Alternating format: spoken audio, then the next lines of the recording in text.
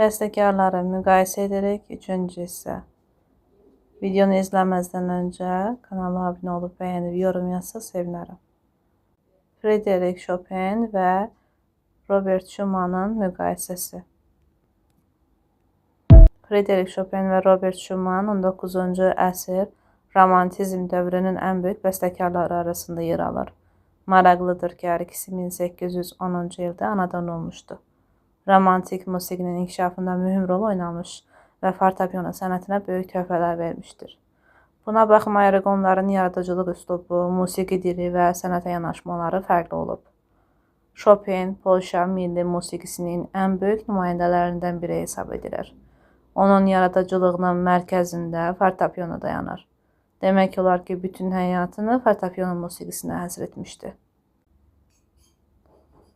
Schumann isə daha geniş yaradıcılıq sahəsinə malik olmuş, fortepiano əsərləri ilə yanaşı simfoniyalar, mahnılar, konsertlər və kamera musiqisi də yazmışdı. Musiqi dili baxımından Chopin daha çox lirizmə və melodik gözəlliyə üstünlük verirdi.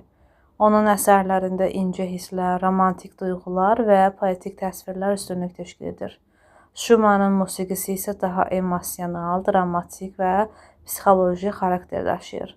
Onun insan ruhunun müxtəlif vəziyyətlərini nəzərə alaraq əsər yazması onun xüsusiyyətlərindəndir. Fortepiano yaradıcılığında Chopin yeni üslub yaratmışdı.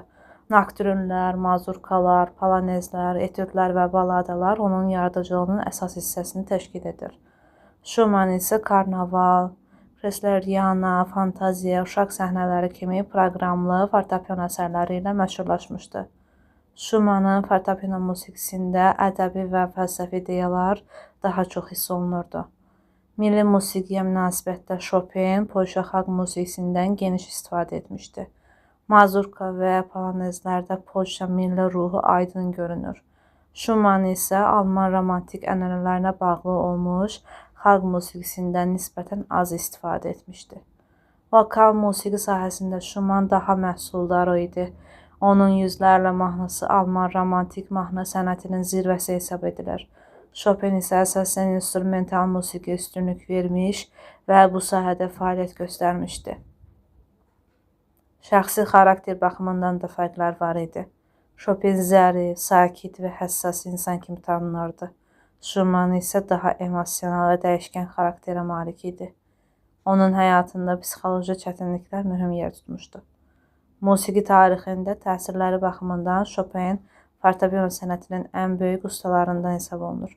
Sonrakı dövrlərdə Liszt, Debussy, Rachmaninoff, Scriabin kimi bəstəkarlar onun yaradıcılığından təsirləniblər. Schumann isə romantik musiqinin emosional və psixoloji istiqamətinin inkişafına böyük təsir göstərmişdi. Xüsusilə Brahmsın formalaşmasında mühüm rol oynamışdı.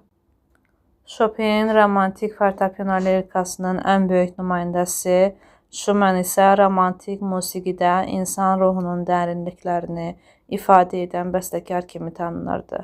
Chopin musiqinin şairi, Schumann isə musiqinin romantik filosofu hesab olunurdu.